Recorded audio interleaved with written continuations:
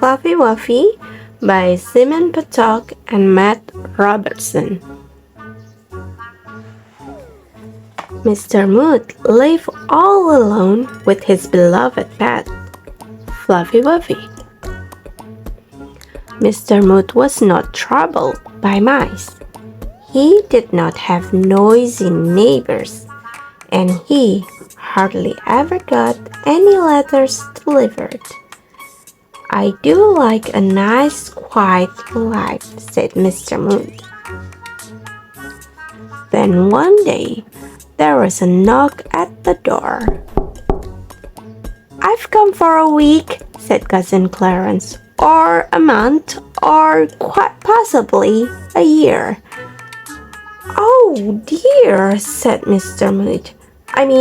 Come in and make yourself at home.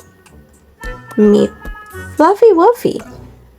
Cousin Clarence made himself at home immediately.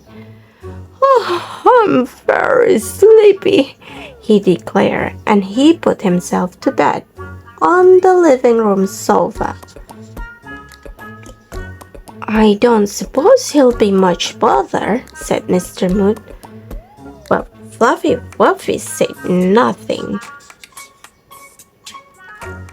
That night, Mr. Mood was woken by a noise.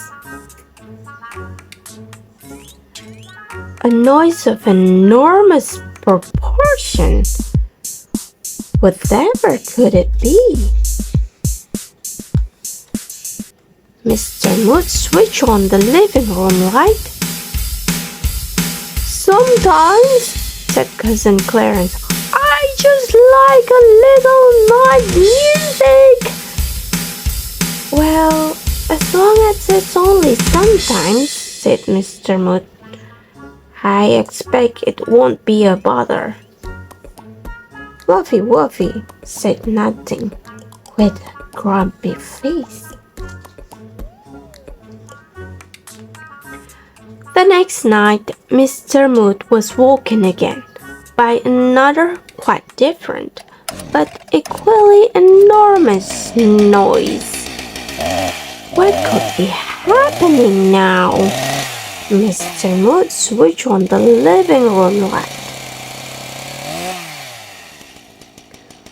"Sometimes," said Cousin Clarence, "I just get the urge to make something." As long as it's only sometimes, I suppose it's okay," said Mr. Mood. "And as long as you're trying not to be a bother." "I most certainly am trying," said Cousin Clarence happily. Fluffywuffy said nothing. But the next night, Mr. Mood was woken by another enormous noise, a noise that was almost impossible to describe. Mr. Mood switched on the living room light. "Friday nights only," said Cousin Clarence before Mr. Mood could say a word. "I find it very relaxing after a hard week." "Well, that's all right then, I suppose," said Mr. Mood, who was having a bit of a hard week himself.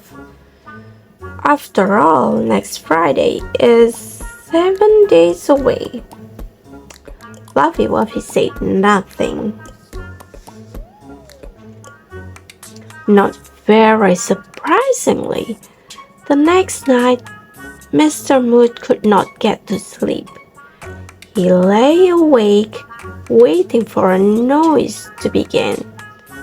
And after a while, there was a noise entirely impossible to describe. It was not the sound of motorbikes, or drums, or circular saws. It was a noise that got louder and louder until suddenly, scrunk! Perhaps the oddest noise of all. And then there was a complete and utter silence.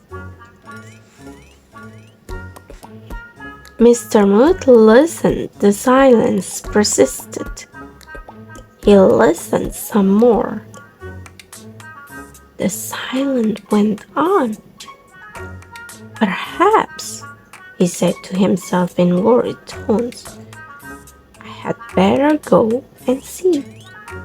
Mr. Mood switched on the living room light and